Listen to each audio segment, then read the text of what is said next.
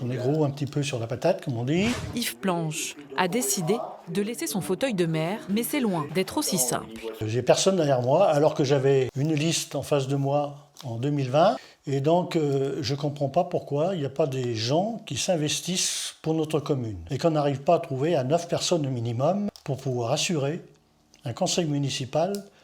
Dans l'équipe actuelle, 10 des 11 conseillers ont décidé d'arrêter, comme Jean-Paul, 71 ans. Lui et les autres sont allés faire du porte-à-porte pour essayer de convaincre les habitants. Ça fait partie de la République, il faut que les gens se responsabilisent, ils disent bon ben voilà, il y a une équipe de vieux là, qui va partir, il faut qu'on prenne leur place. Et on voudrait que notre petit village continue à vivre, quoi.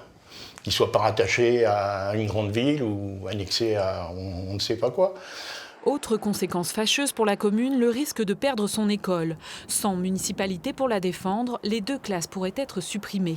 Pour les habitants, l'absence d'un maire serait catastrophique. Je sais que moi, dès que j'ai quelque chose à demander, j'appelle la mairie, monsieur le maire.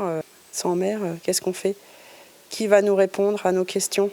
Un maire, il est là pour vous défendre. Et après, on va être défendu par qui? On ne sait pas. Et ça fait peur pour l'avenir. Si aucune liste n'est présentée, il n'y aura donc pas de scrutin. Une délégation spéciale sera nommée par la préfecture et de nouvelles élections seront convoquées dans les 3 mois.